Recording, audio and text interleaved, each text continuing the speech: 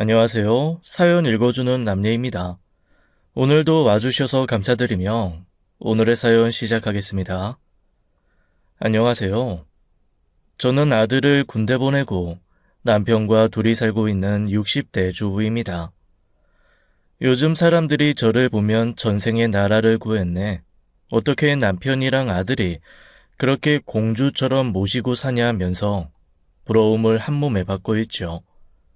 근데 주변에서 그런 이야기를 할 때마다 저는 참, 내가 이런 이야기도 들을 날도 오는구나 하고 제가 그동안 살아온 인생을 알면 절대 저런 말을 할 수 없지 라고 생각하죠. 요즘이야 남편이 설거지도 안 시키고 자기가 요리도 하고 청소도 하고 세상에 저런 남편 없다며 다들 말하지만 남편이 저렇게 바뀐 것도 그리 오래되진 않았습니다. 시어머니가 돌아가시기 전만 해도 저는 새벽에 일어나 시어머니가 잠드실 때까지 하루 종일 부엌 일에 청소에 1분 1초도 제 생활이 없는 삶을 살았거든요. 한마디로 말하자면 아주 매운 시집살이를 17년 넘게 했습니다. 남편과 저는 포도밭 향기가 솔솔 나는 한 작은 시골 마을에서 나고 자랐습니다. 둘 다 친구처럼 지냈고 양가 집안도 아는 사이였죠. 하지만 남편의 집과 저희 집은 아주 많은 차이가 나는 집안이었습니다. 기순이 서울로 간다며?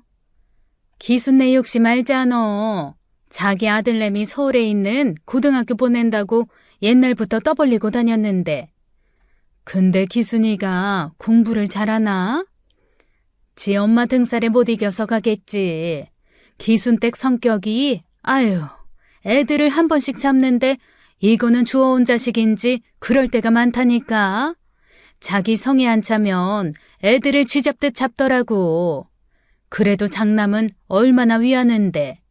그런 장남도 공부 핑계대고 지 엄마랑 떨어져 살고 싶어서 서울 가는 게 아닌가 싶어.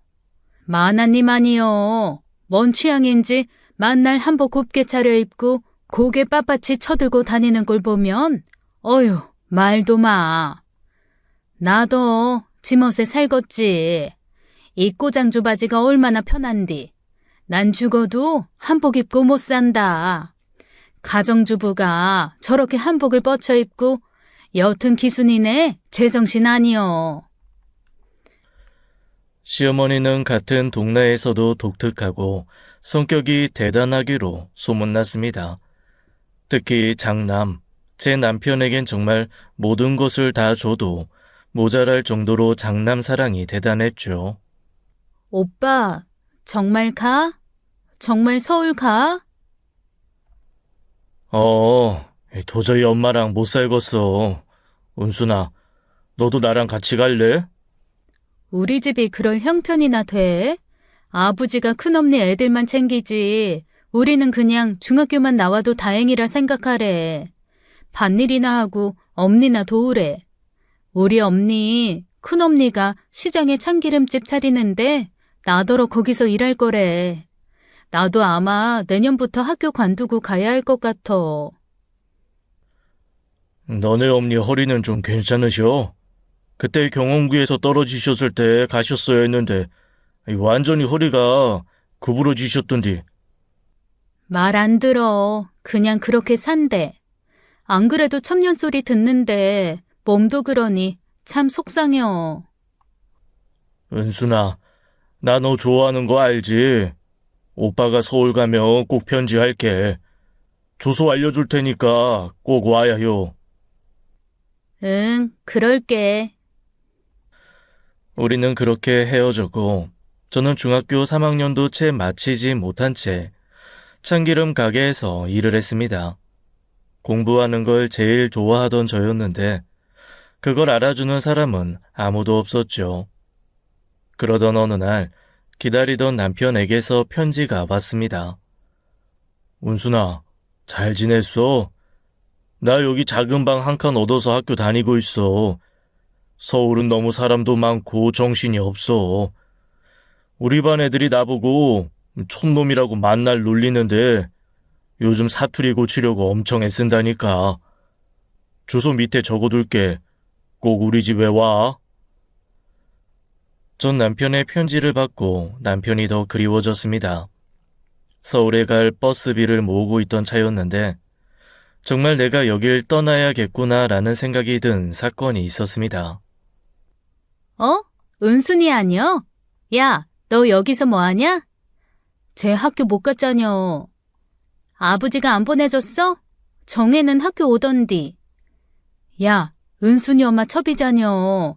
첩다리랑 본처다리랑 같냐? 그려? 은순아, 너 공부 참 잘했는데. 어쩌냐, 네 팔자가 그런 걸. 나중에 또 보자이. 무심코 던진 돌에 개구리는 죽는다고 전 그날 정말 발가 벗겨진 채로 사람들에게 놀림을 받는 듯한 치욕감을 느꼈습니다. 엄마, 왜 정혜는 학교 가는데 난 못 가? 내가 정혜보다 공부 더 잘하자녀. 더위 먹었냐? 뭔 쓸데없는 소리여. 오늘 시장에서 애들이 나 봤단 말이여. 첩다리라 학교 못 가는 거라고. 그런 것들 이야기는 듣지 말어.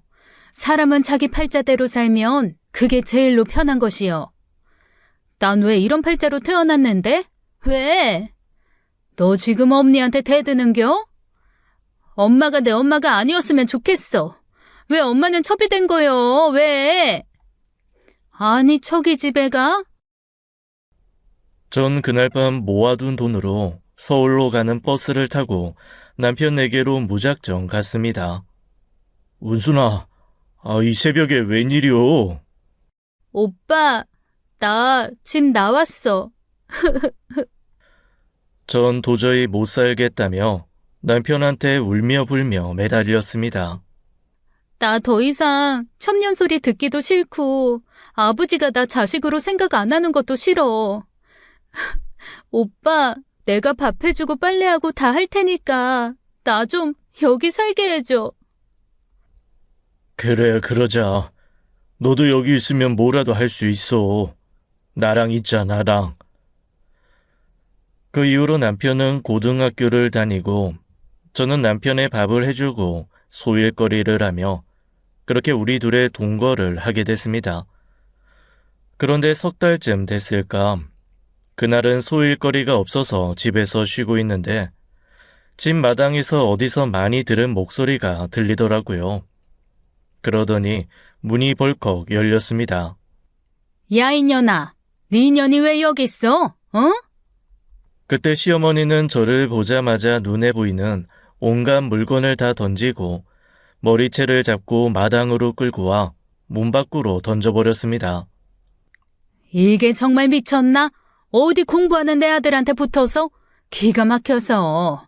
첩년 딸이 딱 하는 꼴이 지 엄마네. 야, 너 당장 꺼져. 안 꺼지면 내가 오늘 너 죽사발 만들어 놓을 거야. 안 꺼져? 전 너무 놀라 신발도 신지 못한 채 울면서 도망쳤습니다. 첩년의 딸, 정말 지긋지긋했습니다. 이후로 전 숙식 제공이 되는 공장에 취직해 일을 했고 남편이 고등학교를 졸업할 때쯤 다시 만나게 됐죠. 그렇게 너 보내고 야, 나 아무것도 못했어. 오빠 잘못 아니잖아. 나 잘 지내. 다음 달에 방 한 칸 얻을 돈도 생길 것 같아. 오빠, 근데 오빠 대학 안 가? 안 간다 했어. 공부도 하기 싫고 나 진짜 간신히 졸업했어. 우리 엄마, 아유, 너 그렇게 가고 3년 내내 감시했어. 나도 이제 성인 됐고 대학 안 간다고 해버렸어. 지금 나 때문에 들어 누웠다는데 아이씨, 몰라. 난 대학 가는 게 꿈이었는데. 근데 은순아, 너 옛날에도 예뻤지만 더 예뻐졌다. 남편은 그때부터 절 진짜 여자로 보고 우리는 같은 서울 하늘 아래 살며 각자 일을 하며 연애도 했습니다. 그렇게 남편이 군대를 가고 전 남편을 기다렸고 제대하자마자 제게 프로포즈를 했죠. 은순아, 내 마누라 돼주라. 응? 저는 너무 좋아서 남편을 와락 안았습니다. 앞으로 벌어질 일에 대해서는 까맣게 잊고 말이죠. 그런데 남편과 제가 결혼까지 생각하고 동거를 한다는 소식이 천리마보다 더 빠르게 시어머니에게 전달됐고, 시어머니는 또다시 저희를 찾아와 난동을 부렸습니다. 엄마 하지 마. 제발 하지 마요. 저 독사 같은 년. 내가 몇 년 전에도 그리 말했거늘. 여기가 어디라고 또 기어들어와? 너 같은 년은 아주 뿌리를 뽑아야 돼. 이리 와. 아줌마, 아니 어머니, 제가 잘할게요. 제발 저희 허락해 주세요. 뚫린 입이라고 인연 하는 소리 보소. 야, 너 오늘 죽었어. 이리 와. 그러면서 시어머니는 화분을 던졌는데 그걸 남편이 맞고 남편의 머리에 피가 났습니다. 어머, 기순아. 어머. 그런데 남편의 행동이 더 상상 이상이었습니다. 깨진 화분 조각을 자신의 눈에 대고 부들부들 떨면서 시어머니에게 말했죠. 나 은순이 아니면 안 돼요. 나 죽는 꼴 보려면 엄마 마음대로 해보라고요. 시어머니는 아들 죽는다는 소리에 털썩 주저앉아 혼절하고 말았습니다. 그렇게 저희는 살벌한 결혼식을 올렸고 이제 식구가 됐으니 절 그렇게 구박하는 일이 있을까 그런 마음을 갖고 시댁으로 갔습니다. 남편이 장남이다 보니 시어머니 모시는 건 당연했고 저희는 예전 고향 근처 작은 소도시로 이사를 했습니다. 공부를 안 했던 남편은 이리저리 일자리를 찾다가 온전히 적성에 맞아 택시 기사를 했죠. 여자 하나 잘못 들어와서 내 귀한 아들 운전이나 하게 만들고. 아이고, 조상님, 일을 어찌하면 좋습니까? 엄마, 직업에 귀천 없고 택시기사 요즘 꽤 벌어요. 그리고 내 적성에 딱 맞고. 그치 여보? 응. 대답을 하자마자 갑자기 시어머니가 옆에 있던 두루마리 휴지를 제 머리에 던졌습니다. 어디 하늘 같은 남편한테 말을 싹둑싹둑 잘라먹어? 첨년 딸한테 큰 기대는 안 했다만. 아유, 저걸 데리고 살려니 내 복장이 터진다 터져. 엄마, 제발 화난다고 아무거나 집어던지는 거 그만해요. 그러다가 진짜 누가 다치기라도 하면 어째요? 아유, 보기 싫어. 얼른 출근해. 차 조심하고 항상, 응? 엄마, 은순이한테 좀 잘해. 이 새끼가 지 엄마는 챙기지도 않으면서 저 첨년딸은 어지간히 챙긴다. 아이고. 갔다 올게요. 여보, 갔다 올게. 전 남편이 출근을 하면 하루 종일 시어머니와 함께였습니다. 그런데 시어머니의 시집살이가 이렇게 힘든 줄은 상상도 못했죠. 야, 술떡 좀 만들어봐. 떡이요? 이게 자꾸 두 번 말하게 하네. 그래 이년아, 술떡. 제가 시장 가서 금방 사올게요. 인연이 대가리도 안 돌아가네. 내가 니년한테 만들라고 했지 언제 사오래? 제가 할 줄을. 네 엄마는 첩이라 그런지 너한테 뭘 가르쳐준 게 없지? 딴 남자 꼬시는 거 말고. 어머님, 저희 엄마 그런 분 아니에요. 아니긴 뭐가 아니야. 첩년이 왜 첩년인데. 너 오늘 술떡 안 하면 내 손에 아주 죽을 줄 알아. 알겠어? 전 시어머니가 시키는 건 무조건 해야 했습니다. 만약 그걸 해내지 못하면 인신공격은 물론 절 때리고 물건을 던지고 정말 생명의 위협을 느낄 때가 하루 이틀이 아니었죠. 엄마, 은순이냐? 웬일이요? 엄마, 술떡 만드는 것 좀 알려줘. 술떡? 그 손 많이 가는 걸 왜? 드시고 싶대. 그 양반 떡이랑 밀가루 좋아한다는 이야긴 들었다만 그걸 너한테 시키대? 아유, 일단 엄마가 불러주는 대로 한번 해봐봐. 전 그렇게 친정 어머니에게 술떡 만드는 방법을 전화로 전수받고 시어머니가 낮잠에서 깨기 전에 빨리 만들어야겠다고 생각했습니다. 우여곡절 끝에 술떡이 완성이 됐는데 맛이 문제였습니다. 다 됐냐? 한 접시 가져와봐. 전 떨리는 손으로 술떡 한 조각을 들고 시어머니 방으로 갔습니다. 잠깐 맛을 봤는데 시장에서 파는 거랑 크게 차이가 없다는 생각에 안심을 했어요. 인연이 미쳤나? 갑자기 시어머니가 제 머리채를 잡고 부엌으로 갔습니다. 나보고 이런 걸 먹으라고? 야, 네 아가리에 쳐넣어 줄 테니까 이거 먹을 수 있는지 네가 쳐먹어봐. 시어머니는 한 손으론 제 머리채를 잡고 또 한 손으로는 솥에 있는 그 뜨거운 술떡을 제 입에 마구마구 넣었습니다. 얼마나 뜨겁고 목이 막히는지 전 거의 숨이 막히기 직전까지 시어머니가 억지로 넣는 술떡을 삼켜야 했습니다. 시어머니는 술떡을 만든 솥을 거실 바닥에 내치더니 제게 수돗물을 틀어서 퍼붓기 시작했죠. 목 막히지? 네가 처먹어도 이건 아니지? 물이나 처먹어 이년아. 정말 일제강점기 때 일본 놈들이 우리나라 사람을 이렇게 고문했을까 순간 이런 생각도 들었습니다. 시어머니는 제가 죽기 직전까지 괴롭힌 다음 남편 오기 전까지 다 안 치워 놓으면 메타작이 있을 거라며 방으로 들어가 버렸죠. 전 울면서 바닥을 치웠습니다. 우는 소리도 내면 안 될 것 같았죠. 더 얻어 맞을 테니까요. 그렇게 청소를 다 하고 나니 남편이 왔습니다. 얼굴이 왜 이래? 왜 홀딱 젖었어? 그게 전현 저거 시엠이 밥도 안 차려주고 지 혼자 술떡 만들어 처먹으려고 하다가 젖골 난 거야. 아이고 배고파. 아이고. 엄마 밥 안 차려드렸어? 그게 아니라 엄마 배고픈 거 못 참아. 얼른 차려드리고 이야기하자. 전 왜 제가 저녁을 차려야 하는지 납득이 가지 않았습니다. 그런데도 전 두려움에 시어머니 저녁상을 차렸습니다. 반찬 꼬락서니 하고는 입에 안 맞는 건 드시지도 않으시면서 그래도 은순이가 만든 게 맛있으신가 봐요. 입 닥치고 밥이나 먹어. 여보, 당신도 와. 오긴 어딜 와. 넌 저 구석에서 우리 다 먹고 먹어. 어디 시엠이랑 겸상을 해, 겸상을.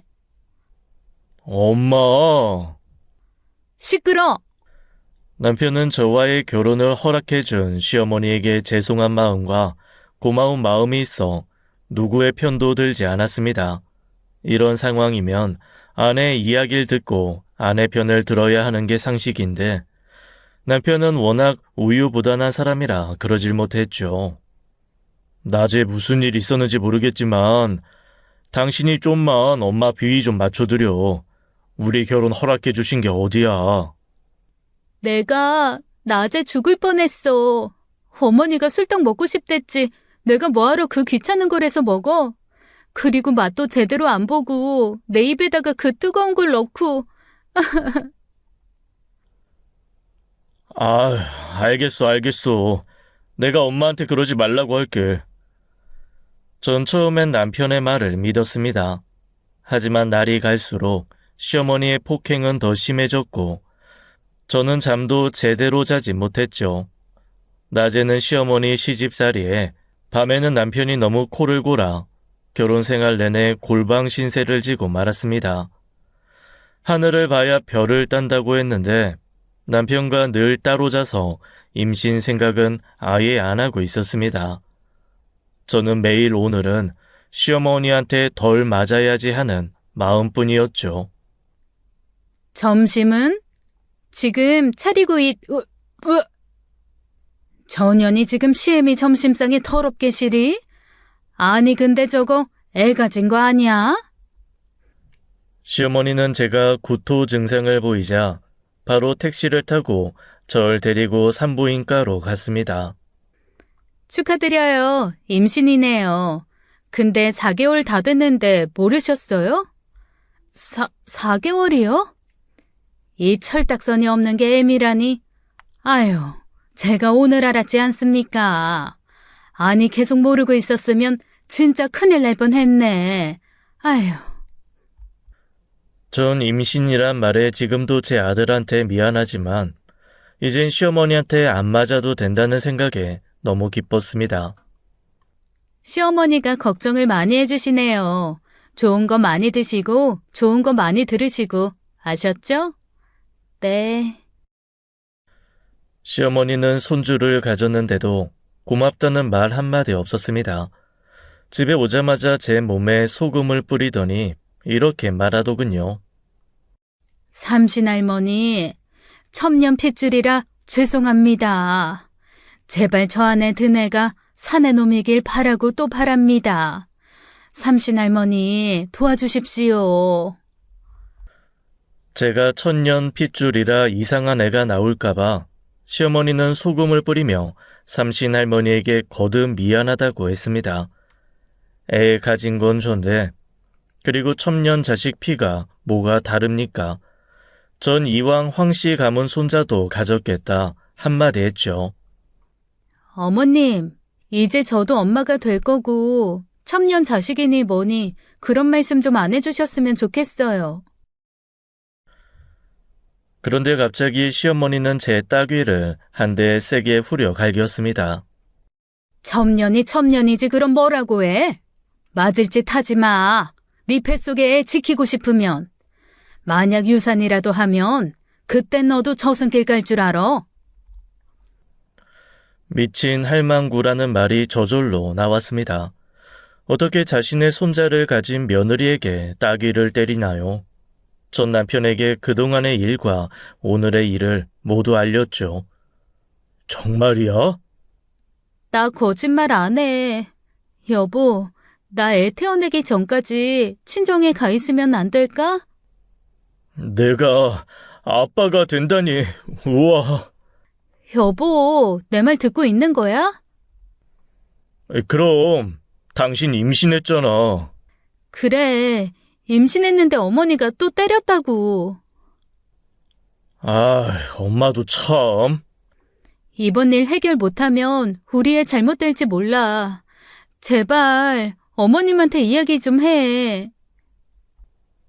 그래, 엄마가 너무 심했네. 알았어. 이번엔 내가 확실하게 이야기할게. 손자는 귀한 모양인지 정말로 임신 기간 내내 시어머니는 저한테 손찌검은 하지 않았습니다. 대신 말로 사람을 때리더군요. 임신한 게 무슨 벼슬이라도 되는 줄 알아? 오늘 겉절이랑 식혜 다 해놔. 예전에는 밭에서도 일하다가 애 낳고 또 밭일했어. 저신 잘해라. 정말 그땐 제 손에 물집이 없는 날이 없을 정도로 매일 집안일에 시어머니가 시키는 일 다 하니 앉아있을 시간이 없었습니다. 만삭이 다 되어갈 쯤 매일 그렇게 오래 서서 집안일을 다 하다 보니 다리가 코끼리 다리가 돼서 걷기조차 힘든 날이 많았습니다. 전 시어머니가 잠들면 조용히 마당으로 나와 달을 보며 참 많이도 울었죠. 그리고 뱃속의 아이에게도 이야기했습니다. 아가, 엄마가 못나서 미안해. 그리고 우리 아가가 듣지 않아도 될 이야기 듣게 해서 미안해. 천만다행으로 저는 떡두꺼비 같은 아들을 낳았고 시어머니는 손자 보는 재미에 빠져 저에게 구박하는 일도 줄어들었습니다. 아이가 돌 되기 전까진 말이죠. 아이들은 아프면서 큰다고 돌 전후로 심하게 아픈 일이 종종 있는데 시어머니는 애가 아프면 절 쥐잡듯 잡았습니다. 이년아, 다 니년 때문이야. 니년 피가 천년 피라 애가 자꾸 아픈 거 아니야. 어머니, 그런 게 어딨어요. 오냐, 너도 이제 자식 생겼다 이거냐? 그런데 나는 우리 손자가 널 엄마라고 부르는 것조차 싫다. 네가 우리 손자 엄마가 될 자격이 있어? 더러운 년. 애 오늘 밤 안에 열 안 떨어지면 각오해. 애 아픈 건 엄마인 제가 가장 아픈 일인데 거기에 대고 저 때문에 애가 아프다고 매번 저러니 진짜 애만 아니면 집을 나가고 싶었습니다.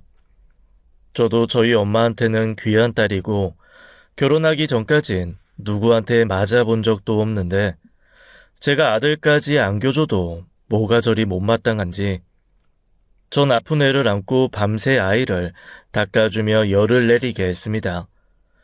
시어머니는 제 방문도 마음대로 벌컥벌컥 열고 저에겐 사생활이라는 건 하나도 없었습니다. 게다가 애가 아픈데 저렇게 또 문을 벌컥 열면 잘 자던 아기도 깬다는 생각을 왜 안 할까요? 어머님, 이제 형우 잠들었어요. 열은 내렸어요. 그럼 뭐 하고 있어? 밥 차려. 전 한숨도 못 자고 전 또 시어머니 아침상을 차려야 했습니다. 전 이런 모진 시집살이를 15년 가까이 했습니다. 하지만 집에는 아무도 제 편이 없었죠. 아들은 다정다감한 성격도 아니었고 사춘기라 만날 이어폰을 끼고 누가 말하면 듣질 않았습니다. 그런 손자 모습에 또 화가 나면 모든 화살이 또 저에게 쏟아졌죠. 저놈의 새끼가 첫날 만날 귀에 뭘 끼고 다니는지 헬미한테 인사도 안 하고. 어이구, 너 같은 년한테서 저런 놈이 나오는 게 당연하지. 제가 이야기할게요. 어머니, 그리고 저 잠깐 약국에 좀 다녀올게요. 싸돌아다니지 말고 빨리 들어와. 제 몸은 늘 파스 냄새로 가득했습니다. 남편도 오죽하면 파스 좀 그만 바르고 병원에 가라 했지만 병원에 가면 물리치료까지 받아야 하니 시간이 많이 걸릴 거고 어머님이 난리가 날 게 뻔했거든요. 전 집 근처 약국에서 그날도 파스를 사러 갔는데 약국에서 정말 오랜만에 결혼 전 공장에서 일하던 동료를 만났습니다. 어머, 은순 씨 아니야? 어머, 이게 누구야? 정희 씨네. 아니, 여긴 웬일로 왔어? 우리 친정이 이 근처잖아. 은순 씨 여기 살아? 시어머니 모시고 살아. 안 그래도 연락하고 싶었는데 이사 갔다고 해서 연락도 안 되고 보고 싶었어. 우리 이렇게 만났는데 여기 시장 가서 떡볶이 먹으면서 수다나 떨자. 아, 미안한데 집에 일이 있어서. 왜? 시어머니가 눈치 줘? 그런 건 아닌데. 그럼 가자. 잠깐인데 뭐. 전 동료의 손에 이끌려 근처 시장 분식점에서 옛날 이야기를 하며 오랜만에 즐거운 시간을 가졌습니다. 수다를 너무 떨었던 나머지 시간이 가는 줄도 몰랐죠. 어머, 시간이 벌써 이렇게 됐어? 그러네. 왜, 가야 돼? 가야 돼. 우리 아들 올 시간도 됐고. 그래, 가봐. 자주 연락하자고. 전 시간을 보자마자 천당에서 지옥으로 툭 떨어지는 것 같았습니다. 외출한 지 2시간이 넘었으니 시어머니한테 이제 죽었다 생각했죠. 어머니, 죄송해요. 시장에서 아는 사람을 만나서. 그래? 너 저기 가서 가위 좀 가져오너라. 전 어머님이 돋보기를 쓰고 신문을 보시길래 뭐 중요한 기사를 스크랩하는 줄 알고 가위를 갖다 드렸습니다. 그런데 어머님! 너 어떤 놈이랑 놀다 온 거야? 인연이 진짜 하다하다 별짓을 다 하네? 너 인연, 내가 다신 집 밖에 발걸음 못하게 할 테다. 이리 와!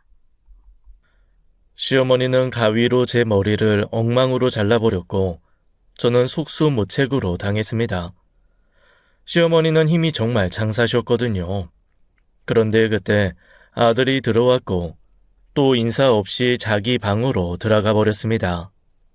이년아, 네가 바깥으로 놔두니까 저놈이 저렇지. 아유, 내가 이걸 우리 집에 드리는 게 아니었는데. 아이고, 아이고. 전 너무 부끄러웠습니다. 아들 앞에서 구박을 많이 받았지만 머리카락까지 잘리는 일은 처음이었습니다. 전 머리가 잘리든 말든 아무 상관이 없었죠. 당장 아들 방으로 들어가 이런 모습을 보여줘서 미안하다고 하려 했는데, 머리 뭐야? 아, 그게 할머니가 좀 오해가 있으셔서. 아, 설명하지 마. 배고파, 밥이나 줘. 참, 가위 들고 제 머리카락 자르는 시어머니보다 지 엄마가 이 꼴이 났는데 밥이나 차리라는 아들이 더 미웠습니다. 아무리 자식이라도 어쩜 저럴 수가 있나 싶었죠. 퇴근한 남편은 제 머리를 보더니 깜짝 놀랐습니다. 아, 여보, 자기 머리가 왜? 누가 그랬겠어. 이런 일 한두 번이야?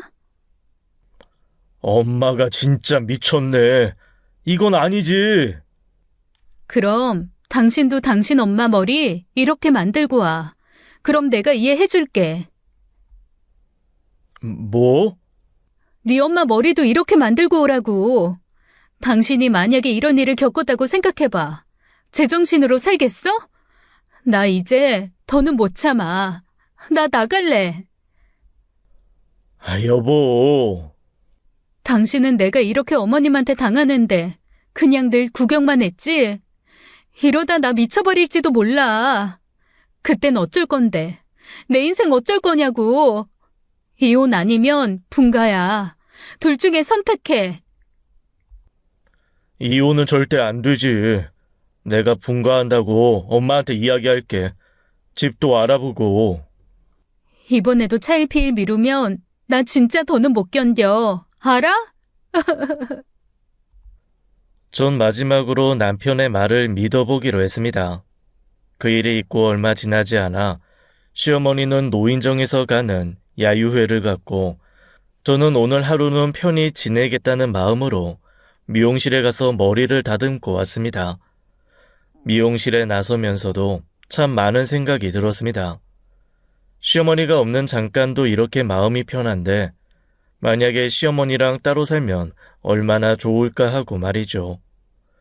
집으로 돌아와 TV도 보고 잠시 엉덩이를 좀 붙이고 있는데 시어머니가 예상보다 빨리 귀가하셨습니다.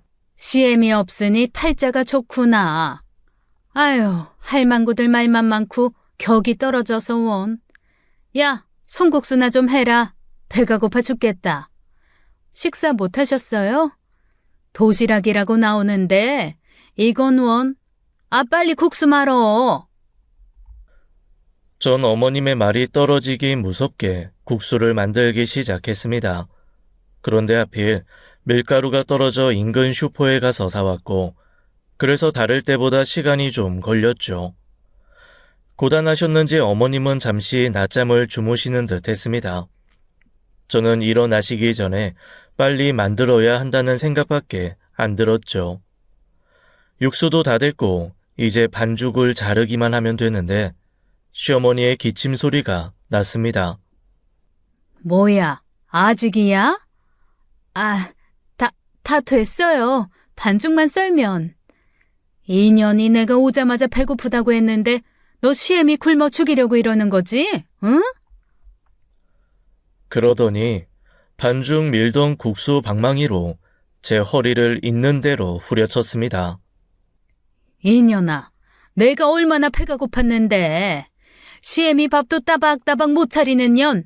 아예 죽어. 아, 어머니, 제발 그만하세요. 저 이러다 죽어요. 시어머니는 배가 고프면 솔직히 눈이 뒤집어진다는 걸 이미 알고 있었지만 그날은 야유회에서 입에 맞는 게 하나도 없어서 밥을 한 끼도 못 드셨죠. 그러니 스트레스가 끝까지 차오른 상태에서 집에 오신 거였고, 그 스트레스를 풀 상대가 만만한 저였던 거죠. 근데 그날은 심해도 너무 심했습니다. 시어머니는 거의 이성을 잃은 듯 했습니다. 허리를 얼마나 세게 때렸는지 전 일어나지도 못했고, 시어머니는 급기야 국수 방망이로 제 얼굴까지 때렸습니다. 이마에는 피가 철철 났고 시어머니도 그걸 보더니 방망이를 내려놓으셨죠. 못된 년. 그리고는 자기 방으로 들어가 트로트 가요 프로그램을 보면서 웃더라고요. 며느리는 피를 흘리며 바닥에 쓰러져 있는데요. 참 잘한다. 참 잘해. 절대 그 모습은 죽을 때까지 잊지 못할 겁니다. 움직일 수도 없고 참을 수 없는 분노가 치밀어 오르고 차라리 여기서 죽는 게 낫겠다 했죠. 그런데 하필 그때 아들이 들어왔습니다. 노래를 들으며 만화책을 읽고 있었고 제가 다친 것도 본체 만체 제 몸을 건너가더니 지 방으로 들어가더군요. 지 엄마가 맞아서 쓰러졌는데도 말이죠. 형우야, 엄마 병원 좀. 세상에 저 혼자 남은 기분이었습니다. 전 겨우겨우 몸을 이끌고 인근 병원으로 갔고 수술을 해야 한다 해 수술까지 했습니다. 진짜 엄마, 이 정신병원에 놓든지 해야지. 여보 괜찮아? 전 아무 말도 하고 싶지 않았습니다. 먹지도 못하고 말도 안 하고 그렇게 한 달을 병원에서 보냈습니다. 퇴원 날을 받았는데 남편에겐 다른 날로 알려주고 전 병원에서 곧바로 택시를 타고 떠났습니다. 어디로 갈까요? 여기서 가장 멀리요. 아무도 모르는 곳으로. 전 그렇게 며칠을 바닷가, 산, 아무 생각 없이 정처 없이 떠돌다 숲속 깊은 작은 기도원에 머물게 됐습니다. 그때 8개월 넘게 그 어느 누구와도 연락하지 않고 기도원에서 기도하고 그 옆 호스피스 병동에서 저는 봉사를 했습니다. 돈 한 푼 안 받고 그냥 잘 곳과 삼시세끼 해결할 곳만 있다면 이게 천국이 아닌가 생각이 들 정도로 그때가 한 번씩 그립기도 합니다. 한 번씩 호스피스 병동에서 어르신들이 자식들에게 여기서 나가고 싶다고 난리를 칠 때면 가끔 시어머니가 떠오르기도 했습니다. 그래서 그런 어르신들이 있으면 도와드리기도 해야 하는데 저는 트라우마가 너무 커서 다른 건 다 해도 그런 분들 곁에는 도저히 갈 용기가 안 나더라고요. 어때요, 아네스? 여기서 지내는 거 좀 힘들죠? 아니요, 수녀님. 저는 제 인생 통틀어서 요즘이 제일 행복해요. 마치 여행 온 것 같아요. 스트레스 받는 일도 없고 좋은 일 하면서 보람도 느끼고요. 아네스가 여기 처음 왔을 때가 생각나네요. 그땐 정말 빛을 잃은 사람 같았어요. 하지만 이젠 아네스가 우리 기도원과 병동에 빛을 주고 있어요. 너무 감사해요. 그렇게 생각해 주셔서 제가 더 감사하죠. 수녀님 아니었으면 저 아마 이 세상 벌써 졌을 겁니다. 언제까지 있을지 모르겠지만 제가 다시 홀로 설 수 있을 때 그때 이 은혜 다 갚겠습니다. 무슨 말씀을요? 지금도 충분히 아네스는 우리에게 많은 도움을 주고 있어요. 우리 인연이 오래오래 갔으면 좋겠네요. 저도요. 특별한 종교는 없었지만 뭔가 보호받고 있다는 느낌이 들었습니다. 죄진 것도 아닌데 이런 산중 기도원에 들어와 있는 게 편안하다니 그동안 제 삶도 참 고달팠다는 생각이 들었습니다. 그때는 정말 제 자신만 생각하고 다친 마음을 돌보는 일에 집중했죠. 그러던 어느 날 수녀님이 절 급히 찾으셨습니다. 아네스, 손님이 찾아오셨어요. 손님이요? 저는 가슴이 내려앉았죠. 범인이 경찰에게 잡힌 것 같은 느낌이랄까. 이제 끝났구나라는 생각뿐이었습니다. 절 찾아온 손님은 다름 아닌 남편이었죠. 여보, 운순아. 남편은 절 찾기 위해 일도 접고 8개월 동안 절 찾으러 다녔다 합니다. 전단지까지 만들어 절 전국으로 찾으러 다녔다죠. 그래도 동안 소리 듣고 인상 좋다는 소리까지 들었던 남편인데 8개월 만에 만난 남편은 정말 거짓골이 따로 없었죠. 여긴 어떻게 알았어? 내가 이런 곳까지 왔으면 내 마음이 어떤지 잘 알 텐데. 찾아오면 안 되는 거 아니야? 진짜 날 생각한다면. 당신 없인 난 못 살아. 그동안 내가 가장 노릇도 제대로 못하고 당신 지켜주지 못해서 너무 미안해. 지금 형우도 엄마한테 너무 미안하다고 빨리 엄마 찾아달라고 난리야. 왜 이제 와서? 자식 새끼나 남편 놈이나 내가 매일 그렇게 지옥 속에 사는데 무슨 일이냐고 한 번이나 제대로 물어본 적 있어? 둘 다 모른 척 했잖아. 남일처럼.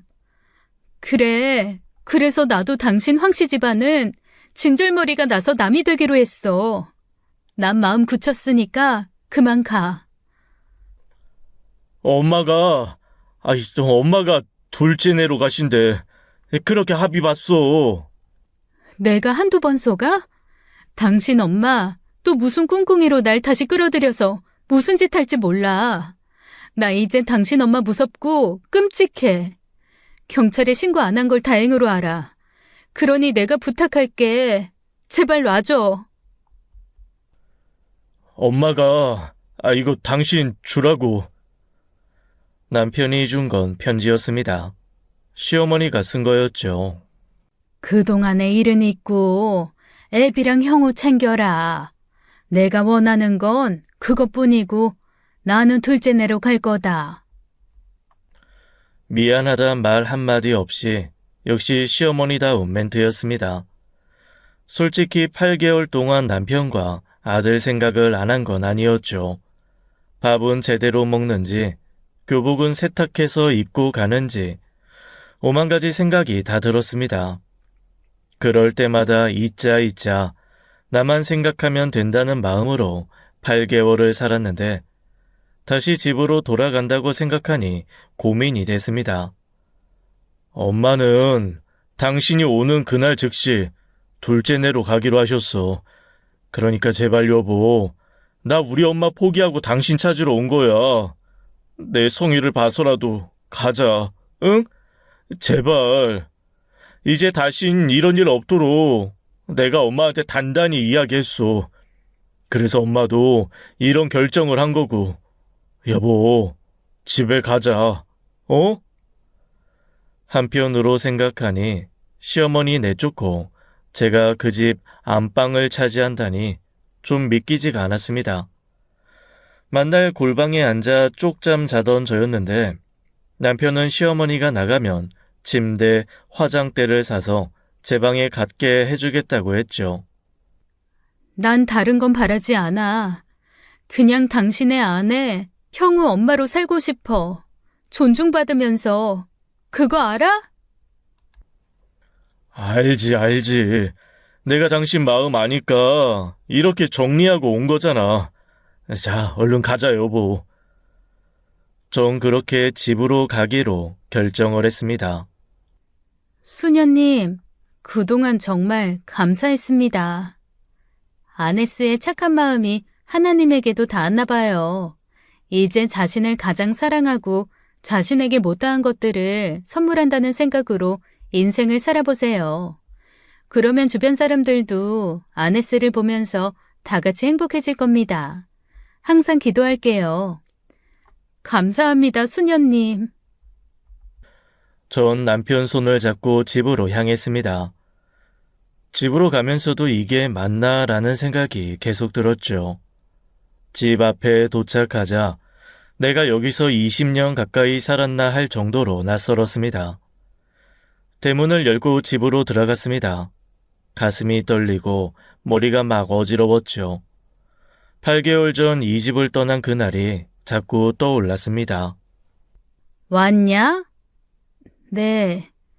네가 나랑 못 살겠다고 하니 이 늙은이가 나가야지.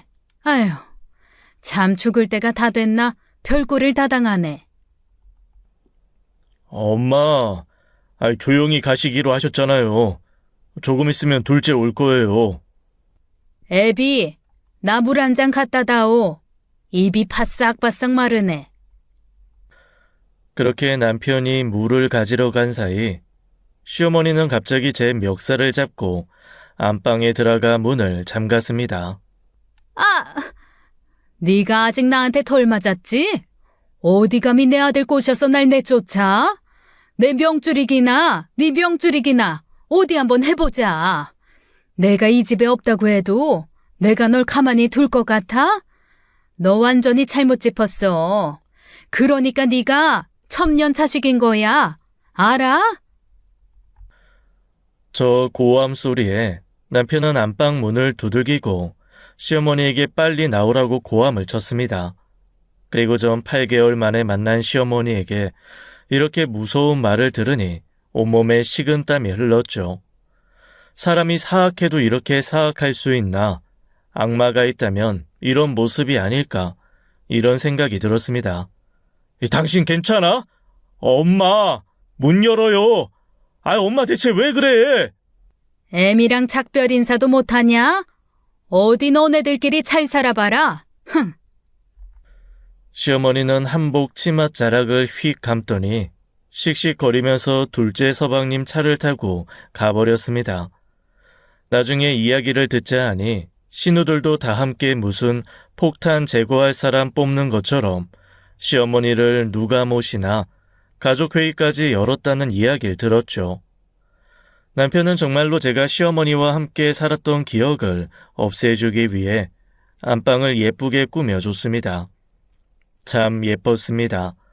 신혼 때도 돈이 없어서 꾸미지 못한 신혼방인데 40이 다 돼서 이런 방을 가져보다니 꿈만 같았죠. 자, 내가 당신을 위해 해준다고 했지? 어때? 괜찮아? 골방에서 자던 나한텐 감지덕지지. 이제 절대 그런 일 없어. 형우는 아직도 친구 집에 있어? 당신 볼 낯이 없지 뭐. 이 자식 이번에 나한테 아주 죽도록 혼났어. 그런데 형우도 할머니가 무서웠대. 엄마 그랬잖아. 형우한테도 엄청 엄했던 거. 그렇게 좋아하던 손주한테도 엄한 분을 누가 좋아하겠어. 나도 우리 엄마지만 정말 싫다. 형우한테 전화해서 주말에 집에 오라고 해. 알았어. 8개월 동안 집은 그야말로 방치 수준이었습니다. 남편은 시어머니 밥 수발을 든다고 일도 제대로 못했고 시어머니는 무슨 일만 있으면 아들과 남편을 전화로 호출했죠. 그래서 아들은 기숙사를 신청해 학교로 들어갔고 남편 혼자 하다가 자신의 엄마를 포기해버린 겁니다. 냉장고를 열어보니 모두 시어머니가 좋아하는 반찬뿐이었습니다. 남편이 맛있다 하는 식당을 다 알아보고 반찬들을 사온 모양이더라고요. 엄마가 그래도 당신 요리 솜씨 보고는 별말 안 했잖아. 나 진짜 8개월 동안 죽는 줄 알았어. 맛 없으면 그대로 밥상을 엎어버리니. 됐어, 그만해. 당신 얼른 가서 일해. 나는 집 좀 치우고 있을게. 여보, 다시 와줘서 너무 고마워. 저는 부엌이며 아들방이며 집안 구석구석 닦고 쓸고 한나절 동안 청소를 했습니다. 사실 제 몸은 예전 같지가 않았죠. 시어머니가 국수 방망이로 때린 허리가 아파 수술도 하고 치료도 받고 있던 터라 예전처럼 먼지 하나 없이 청소하는 일은 불가능했습니다. 청소를 다 해놓고 남편이 사준 침대에 대자로 누웠습니다. 눈을 감고 생각하니 이게 꿈인가 생신가 그런 생각이 들더라고요. 그래도 집은 집이라 그런지 며칠 동안 정말 꿀잠을 잤습니다. 그런데 자꾸 뭔가 마음 한구석 불안한 마음이 왜 드는지 저는 그때 이유를 몰랐죠. 시어머니가 가고 난 3일 뒤쯤이었습니다. 결국 제가 우려했던 일이 발생하고 말았죠. 한 동네에 살던 먼 친척분이 어느 날 전화가 오셨습니다. 안녕하세요, 고모. 잘 지내시죠? 어쩐 일로? 은순아, 너 빨리 와야겠다. 이러다 네 엄마 이러다 죽겠어. 네? 네 시엄마가 와서 뭐라고요? 전 너무 놀라 친정으로 달려갔습니다. 친정에 가보니 경악을 금치 못했죠. 어머니 미쳤어요? 감히 우리 엄마한테 도대체 언제까지 날 괴롭힐 건데요? 네? 언제까지? 동네 사람들 보소. 첩년 자식이 시애미 내쫓고 내 아들이랑 만나지도 못하게 합디다. 첩년 자식이 말을 안 들으니 그 첩년을 내가 오늘 홍군형 내려왔수다. 이거 잘못됐습니까? 저럴 줄 알았어. 아무리 며느리가 잘나도 가정 환경이 중요한데 첩의 자식이라면 누가 사돈을 맺겠어?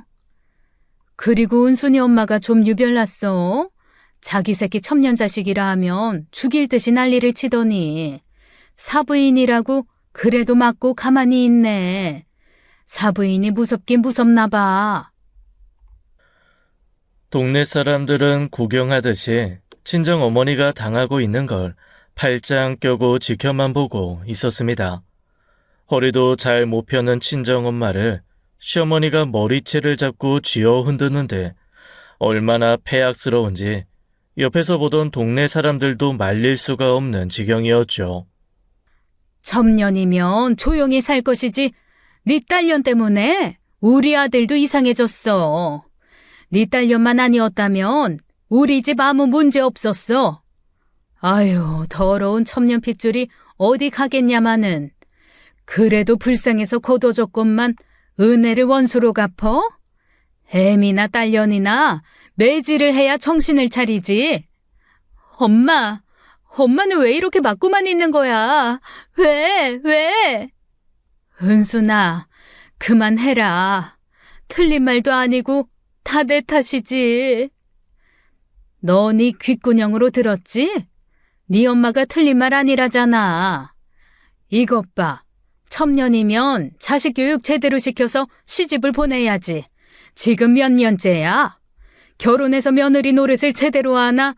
이제는 시애미 모시기 싫다고 내쫓기나 하고. 당신 자식이 제정신이야? 응? 사부인, 다 제 탓입니다. 은순이 제가 혼을 낼 테니 노여움 거두시고 이제 그만해주세요. 시어머니는 친정 어머니의 머리채를 쥐어뜯은 것도 분이 안 풀리는 건지 마당에 보이는 걸 있는 대로 던지고 결국 장독대 뚜껑까지 던지는데 전 그걸 막으려다 등에 피가 날 정도였죠. 아이고 은순아, 어디 보자. 피나잖아. 야, 어디 내 새끼한테 이딴 짓을 해? 첩년이라 참고 또 참았다. 그런데 내가 첩년이지 내 딸이 첩년이야? 미친 할망구. 친정 어머니는 제가 다친 걸 보고 완전히 눈이 돌아갔습니다. 친정 어머니도 그동안 참았던 걸 시어머니한테 다 퍼부을 것처럼 눈빛 자체가 달라졌죠. 그러더니 난방 때문에 부엌에 뜨거운 물을 항상 가마솥에 끓여놓곤 했는데 그 뜨거운 물을 퍼다가 시어머니한테 뿌렸습니다. 아유! 시어머니는 다행히 뜨거운 물 세례를 피했고 자신한테 뜨거운 물을 부은 걸 보고 아픈 친정 어머니 허리를 발로 차고 친정 어머니는 통증이 너무 심해 일어서지도 못했습니다. 엄마!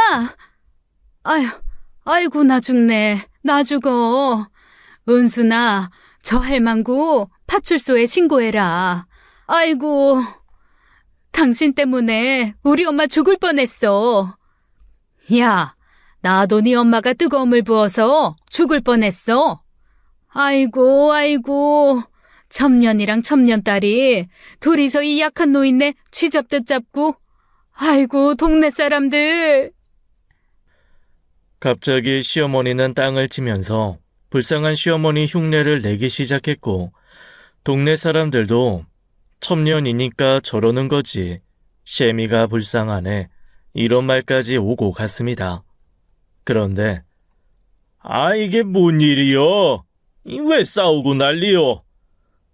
동네 이장님은 100세가 넘은 어머니 산책을 시키러 나왔다가 이 모습을 보고 화를 냈습니다. 요즘 세상에 첩년이 어딨어? 거기 숨네. 오랜만에 동네 와서 이게 뭔 짓이여? 그만하고 빨리 가슈. 빨리. 그런데 동네 이장님의 어머니가 그 광경을 보더니 피식피식 웃으시는 겁니다. 엄니, 그만 들어갑시다. 못 볼 거를 다 보네요. 여기 첩년이 누구라는 거요? 기순이 엄마, 너 후남이 맞지? 시어머니는 자신의 이름을 부르자 깜짝 놀라 동네 이장 어머니를 봤습니다. 인연이 지도 첩년딸 주제에 누구 보고 첩년이라는 거요? 너 이 동네 네 애미가 첩년이라 도망왔잖여. 내가 네 엄니를 아는데 네가 아이고 네 엄니가 저승에서 한탄을 하겄다. 어릴 때부터 지만 알던 년이라 첩년 자식이라 지도 그렇게 서름 받아놓고 네가 그런 말 하면 안 되지.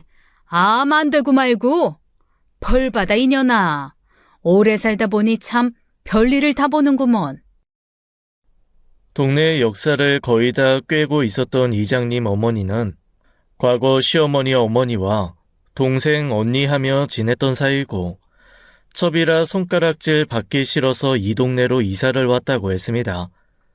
그 동안 동네 사람들은 남편 잃고 혼자 아들을 잘 키운 훌륭한 엄마로 시어머니를 기억하고 있었죠. 그런데 이게 모두 거짓말이었던 것이었습니다. 그래서 당신이 나한테 그렇게 했구나. 같은 첩년 자식이면 더 이해하고 보듬어주는 게 맞지 않아? 그런데 허구한 날 때리고 구박하고 내가 오죽했으면 시엠이 버린 며느리 소리 들었겠어? 당신 한 짓을 생각해봐. 해보라고. 저 할망구 노망 났어. 어디서 이상한 소리 듣고 와서 난리야? 기순네. 못하는 소리가 없네.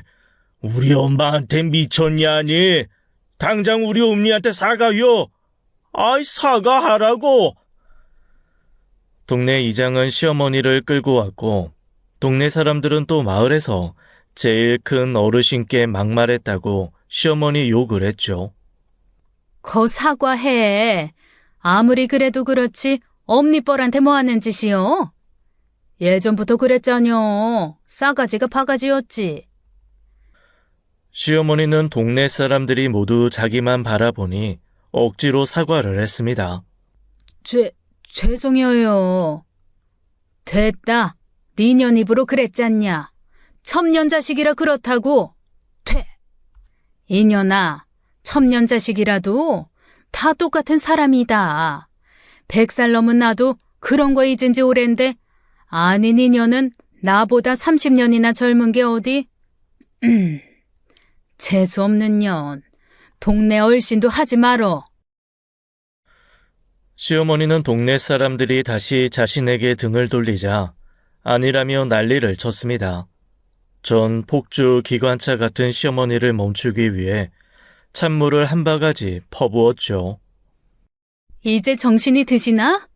내가 술떡 먹고 목이 막혀서 답답했던 것처럼 그래? 그러니 내가 시원하게 물 한 바가지 드릴게. 그리고 한복 입고 고고한 척하면 첩년 자식이란 거 안 들킬 줄 알았어? 당신도 나한테 첩년 자식이니 고개 쳐들고 다니지 말라고 했지? 나도 똑같이 해줄게. 전 부엌으로 가서 양은 냄비에 남아있는 반찬과 찬밥을 담아 시어머니 앞에 던졌습니다. 첩년 자식은 원래 밥 이렇게 먹는다며? 이게 미쳤나? 나는 20년 가까이 밥을 밥상에서 먹어본 일이 별로 없어. 그리고 옷 한두 벌로 결혼 내내 살았어. 당신은 날 완전히 밖에 다니는 똥개보다 날 못한 취급했잖아. 당신이 입은 이런 고운 옷은 나 같은 거한텐 안 어울린다고. 날 발로 찼던 거 기억 안 나? 그래, 당신 말대로 이런 고운 한복은 첩년 자식한텐 안 어울리지. 저는 가위를 가져와서 시어머니의 한복 치맛자락을 갈기갈기 찢었고 시어머니는 끝까지 자기는 잘못이 없다며 절 때리고 밀치면서 화를 멈추지 못했죠. 어디 감히 사돈 집에 와서 사돈을 때리고 욕하는 게 어딨어? 저도 첩년 자식이면서. 아이고, 저 꼴 좀 보소. 아유, 꼴도 보기 싫어. 얼른 꺼져. 왜 조용한 동네 찾아와서 첩년 자식이 무르르린데 흐리기를. 동네 사람들은 시어머니를 일으켜 당장 친정 어머니 집 밖으로 내쫓았고, 그렇게 그동안 몰랐던 시어머니의 정체가 밝혀졌습니다. 이제 모든 게 끝났다고 생각하니 가슴이 찢어질 듯 아팠죠. 친정 어머니가 살아온 인생, 그 인생을 고스란히 물려받은 제 인생도 너무 고달팠고 힘들게 살아왔기에 전 친정 어머니와 말없이 둘이 주저앉아 펑펑 울었습니다. 시어머니는 그렇게 완전히 저희 집에는 얼씬도 못했죠. 저한테 화가 나서 죽기 전까지 보기 싫다고 이야기했다던데, 실상은 자기가 첩년 자식이라는 게 들통나 저한테 할 말이 없어서 못 오는 거라는 걸 전 알고 있었습니다. 그리고 시어머니한테 모진 구박을 받던 나를 무시했던 남편과 아들도 솔직히 용서하기가 힘들었습니다. 난 당신 아내였고 난 네 엄마였어. 그런데 니들 둘도 날 완전히 식모 취급하고 무시하고 내가 바보 같아서 가만히 있었는 줄 알아? 참고 또 참으면 그래도 해뜰 날이 있겠지 하고 견딘 거야. 여보, 미안해. 엄마 성격 알잖아. 나도 어쩔 수가. 엄마, 죄송해요. 그냥 그렇게 사는 게 엄마가 사는 방식이라 생각했어요. 그리고 나도 할머니가 엄마한테 그러는 거 정말 싫었어요. 그걸 알면서 그랬어? 내가 할머니한테 개패듯 맞아서 거실에 누워있는데도 넌 날 무슨 벌레 보듯 쓱 한번 보고 지나가더라? 내가 너 같은 놈을 자식으로 낳은 게 억울하고 후회돼. 죄송해요. 엄마 사라졌을 때 진짜 후회 많이 했어요. 제가 엄마를 지켰어야 했는데 죄송해요. 그래, 여보. 나도 엄마를 자제시켰어야 했는데 너무 방관만 했어. 미안해. 난 이제 아무도 안 믿어. 오직 이 서류만 믿어. 자, 나랑 살고 싶으면 읽어봐. 전 절 아내로 생각하고 엄마로 생각한다면 다음의 것들을 지키라고 했습니다. 첫째, 지금 이 시간부로 그 어떤 집안일도 하지 않는다. 둘째, 엄마 말이 곧 법이고 무조건 시키는 대로 한다. 셋째, 장모님을 모시고 산다. 그 외에도 저는 30가지가 넘는 항목들을 적었습니다. 이 항목 중에 하나라도 못하겠다고 하면 이대로 우리는 끝내자. 선택해. 난 다 지킬 수 있어. 저도요. 자, 그럼 이걸로 우리 거래는 끝난 거야. 법적 효력을 위해서 공증받을 거야. 만약 지켜지지 않을 시엔 맨 아랫부분 읽어봐. 만약 지켜지지 않을 시, 지키지 않은 사람은 이 집에서 쫓겨난다. 자, 마지막으로 생각해보고 동의하면 사인해. 남편과 아들은 울며 겨자 먹기로 사인을 했고, 이날 이후 저는 완전히 자유부인처럼 가고 싶은 데에 가고 먹고 싶은 거 먹고 귀찮은 일은 남편과 아들을 시켰죠. 그러면서 한 번씩 예전 일을 떠올리면 가슴이 쿵하고 내려앉았습니다. 트라우마는 쉽게 지워지지 않았죠. 1년이 흘렀을까? 시어머니가 돌아가셨다는 소식을 들었습니다. 뇌졸중을 알았는데 식탐이 얼마나 많은지 떡을 먹다가 돌아가셨다는 겁니다. 안녕하세요. 저는 고인이 된 양훈남 씨, 대리인입니다. 먼저 양훈남 씨는 자제분들께 누가 자신의 제사를 지내줄지 여쭤보셨습니다. 당연히 아들이 지내야지. 아들이 지내는 건 맞죠. 근데 동서, 제사는 장남이 지내셔야 하는 게 도리 아닌가? 그럼요. 형님을 제껴두고 저희가 감히? 말이 안 되죠. 다들 양심이란 건 가지고 있니? 어머니 1년이라도 모셔본 적 있어? 뇌졸중 오니까 바로 요양원으로 보내버리고 내가 너희들 하는 짓거리 보고 생각했어. 정말 내가 첩년 자식이지만 이 집안에서 정신 똑바로 박힌 사람은 나인 것 같다고. 됐어. 죽어서도 너무 미운 어머니지만 제사 내가 지낼게. 제사 지내면 뭐 큰일이라도 나니? 아휴, 참. 어머니는 끝까지 자식들한테 어쩜 이런 대접을 받으시는지 참 어머니도 안 됐네요. 신우들과 동서는 절 아주 못마땅하게 째려봤습니다. 그런데 계속 유언장 읽겠습니다. 양우남 씨의 제사를 지내주는 자식에게 양우남 씨가 가진 시골집, 땅, 그리고 현금까지 모두 주겠다는 의사를 밝히셨습니다. 그러므로 황기순, 이은순 두 분께 재산 상속을 하는 걸로 하며 고인의 말씀을 따르겠습니다. 이 이야기를 듣자마자 신우와 동서는 난리가 났죠. 아니, 그 이야기를 왜 이제 해요? 형님은 알고 있었던 거 아니에요? 알고 제사 지내자고 했던 거죠? 형님 어머님이랑 원수지간인데 왜 제사 지낸다고 한 거예요? 변호사랑 뭔가 사전에 이야기했었죠? 말해봐요. 그만! 어머님이 항상 말씀하셨어. 행동하는 거 보면 팔자가 보인다고. 딱 그 말이 정답이네. 니들 하는 행동이 빌어먹을 팔자야. 그러니까 한 번만 더 나한테 덤비거나 내 말 거역하면 다 죽을 줄 알아. 알겠어? 동서들과 신우는 순한 줄만 알았던 제가 완전히 변한 모습에 모두 얼어버렸죠. 그리고 저는 시어머니의 제사를 매년 지냈고 시어머니가 남겨주신 재산으로 첩년 자식도 잘날 수 있다는 걸 보여드리기 위해 그렇게 하고 싶었던 공부를 하고 대학까지 입학했습니다. 시어머니 기일이 되면 전 이상하게 허리가 아팠습니다. 국수 방망이로 맞는 걸로 오랜 기간 치료를 받아 괜찮다가도 희한하게 기일만 되면 욱신욱신거렸죠. 그럴 때마다 전 혼잣말로 이야기합니다. 어머니, 미안해서 그러는지 아직도 제가 미워서 그러는지 모르겠지만 어머니 좋아하시는 제사 음식 만들려면 심통 좀 그만 부리세요. 지금까지 사연 읽어주는 남녀였습니다.